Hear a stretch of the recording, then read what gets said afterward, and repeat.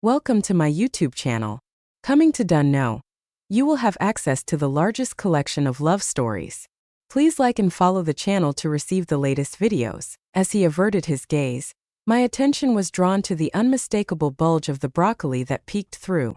For reasons I couldn't quite understand, my hand reached out and seized the broccoli raw and unyielding. I began to apply pressure, feeling the tension build with each subtle movement. In that moment he could no longer contain himself. He unveiled the broccoli, a surprising twist in the unfolding drama. With a swift motion, he hoisted me onto the dining table. The broccoli lay ensnared within my trap, a silent testament to my cunning. Initially, it swayed gently back and forth as if caught in a trance. Hello there. Were you present in this moment? I was sharing the harrowing journey we've endured. Allow me to take you back to the very start, where the seeds of this tale were sown, leading to the unfolding of events that would change everything. In a world filled with shadows and whispers, I am known as Mary. At 54, I find myself navigating the world alone, having faced the profound loss of my partner for the past 2 summers. My late husband, Alfred, was far from the ideal man I had always envisioned. It may seem harsh, but the truth is undeniable. He was a man entrenched in his own stubbornness, burdened by the weight of his long-held disappointments. It wasn't terrible, but a weariness had settled deep within me, a fatigue that whispered of life's relentless demands. When he passed, I had to admit that our marriage had become a bond of obligation rather than one forged in love. When he passed away, I believed that chapter of my life had come to an end. I wandered through the shadows, my heart untouched by desire, seeking neither treasure nor companionship. Each day unfolded in a delicate rhythm as I nurtured my small garden, the vibrant blooms whispering secrets of nature.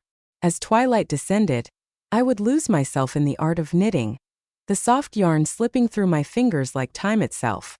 The evenings were punctuated by the warmth of family gatherings, laughter echoing through the air, binding us together in a tapestry of shared moments. Then, like a storm breaking the silence, Liam arrived.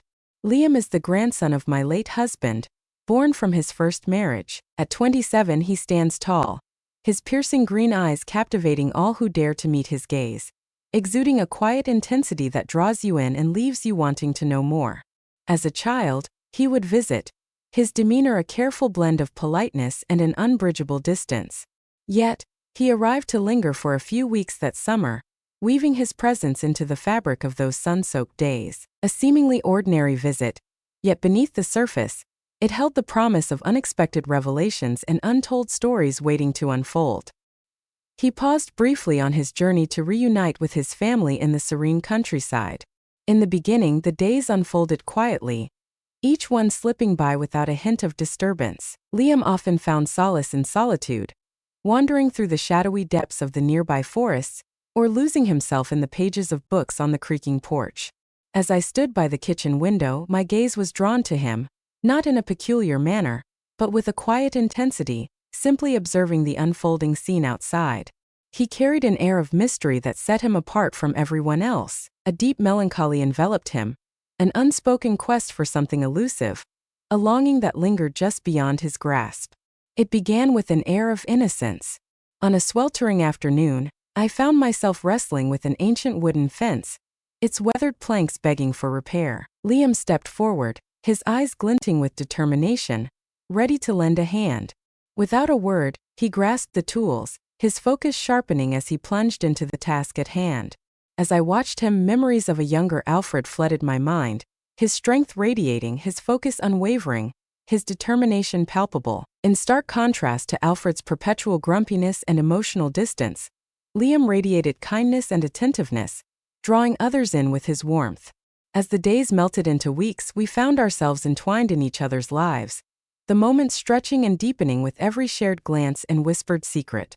As the sun dipped below the horizon, casting a warm glow across the sky, he would settle onto the porch beside me, cradling his tea in hand, each sip a moment savored in the fading light. We would delve into the depths of everything and nothing, he sharing his dreams, I recounting my memories, exploring the intricate tapestry of the little things that weave together a life. His presence wrapped around me like a warm blanket, igniting a connection that had long lain dormant within my heart. One fateful afternoon, I resolved to venture into the attic, a forgotten realm shrouded in dust and memories, untouched since the day Alfred passed away. Sunlight streamed through the dusty air, illuminating the motes that danced around me as I rummaged through the forgotten boxes. Liam stood at the threshold, his shirt clinging to his skin, drenched in the oppressive summer heat. He stepped forward, a glint of determination in his eyes, and before I could utter a word of dissent, he was beside me, effortlessly hoisting the heavy chest as though it were nothing more than a feather. A dusty box lay hidden in the corner, and as I pried it open, a wave of nostalgia washed over me.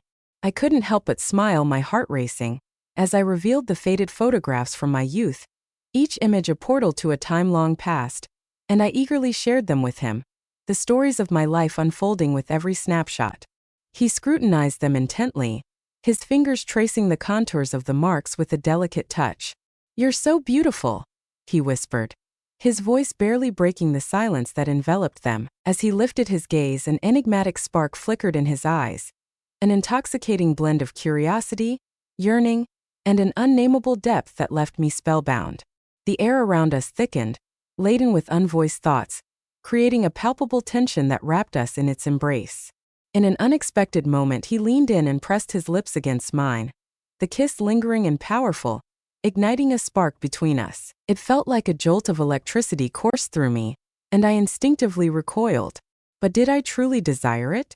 Uncertainty loomed like a shadow wrapping around me, leaving me adrift in a sea of questions. I was lost, searching for answers that danced just out of reach. This time, he must have sensed my uncertainty, for he leaned in closer, pressing his lips firmly against mine. It felt as though I had been anticipating this moment forever, and I found myself lost in a whirlwind of kisses, each one deeper and more fervent than the last. For 5 long minutes, the tension hung in the air, thick and palpable, until he finally made the first move.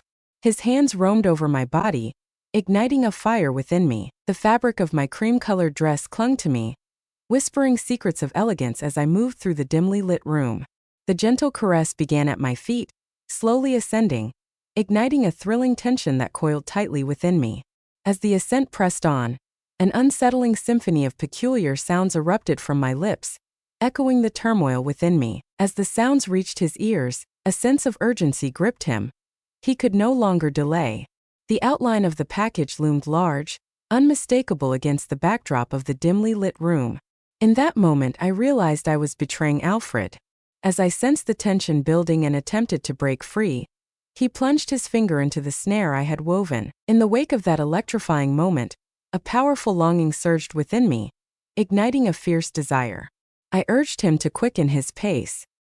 He accelerated with relentless speed, and in that moment, I unleashed a scream that reverberated through the very walls of the house. I remained frozen in place, the world around me fading into silence, as I smoothed the fabric of my dress with trembling hands.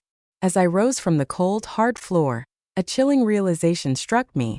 The wood beneath was slick with an unsettling dampness. It wasn't sweat. It was something far more sinister.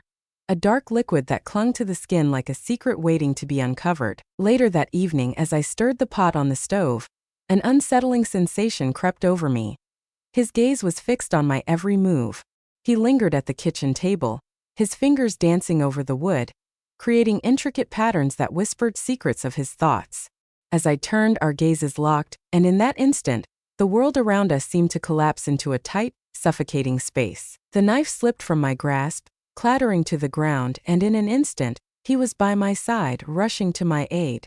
As my fingers brushed against the knife's handle, his hand suddenly enveloped mine. The touch lingered for just a fleeting second, a brief spark that ignited a world of possibilities. "Are you all right?" he asked, his voice a hushed murmur, barely breaking the silence. I nodded, withdrawing my hand, and plunged myself into the vibrant array of vegetables before me.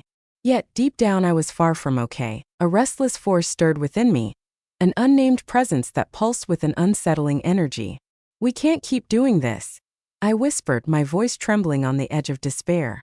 He remained silent, a statue in the dim light, his face a mask of inscrutability. Then in silence he drew near, narrowing the space that separated us.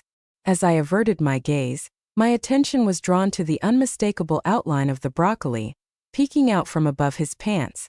For reasons I couldn't quite grasp, My hand reached out and seized the broccoli, raw and unyielding. I began to apply pressure, just a hint at first. In that moment, he could no longer contain himself. He unveiled the broccoli, a surprising twist in the unfolding drama. With a swift motion, he hoisted me up to the dining table. The broccoli found itself ensnared within its trap. Initially, it swayed gently back and forth, as if caught in a mesmerizing dance. The impact on us surged like powerful waves, resonating deep within our souls. The wine glasses on the table trembled, their delicate forms dancing precariously as if caught in a silent storm. The kisses entwined like vines, wrapping around one another in a passionate embrace. In that fleeting instant, our two bodies merged, transcending into a singular, pulsating essence. A soul intertwined, beating as one. In that fleeting instant, identity faded away. We were merely two souls lost in the thrill of the moment, reveling in our shared experience as if we were strangers in a world of our own making. Suddenly, my breath came in rapid bursts. I felt the pulse of the broccoli resonate within me and whispered, "Draw me in." Hot drops surged through the trap, igniting a thrilling wave of excitement. He drew back, inhaling deeply, as if preparing for the storm that lay ahead. I felt the same way. The morning light poured in, soft and ethereal, weaving through the curtains as if whispering secrets of the past, stirring memories of everything that had transpired. I lay there, gazing at the ceiling, my mind swirling with a tempest of thoughts. The sound of Liam's boots scraping against the floor echoed in the stillness, each movement a whisper of tension that filled the room.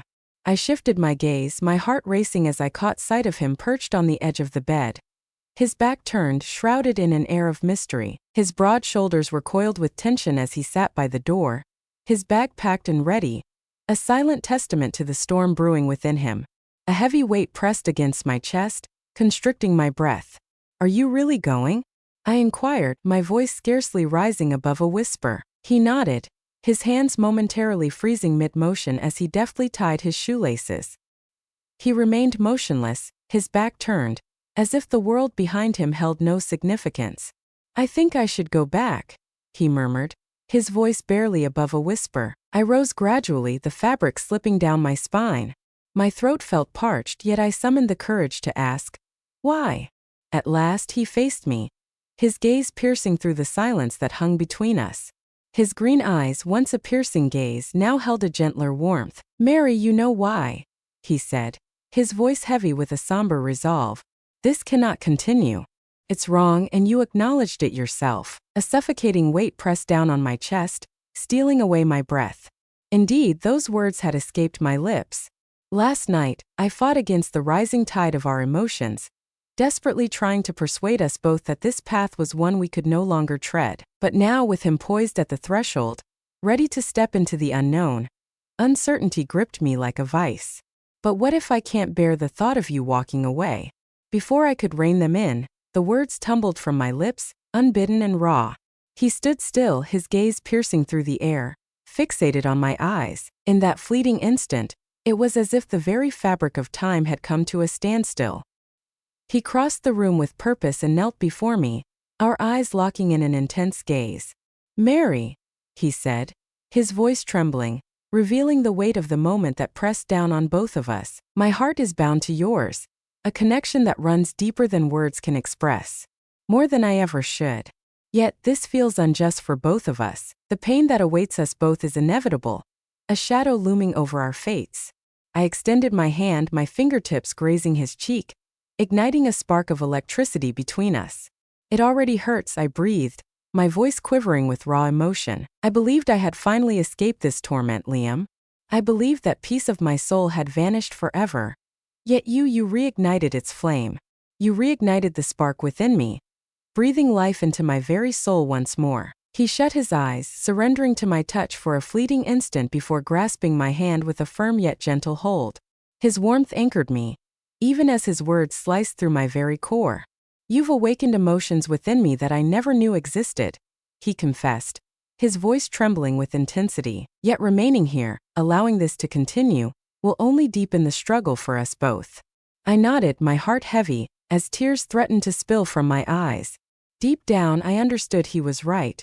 Yet the weight of that truth only intensified my struggle. "Is that really all there is?"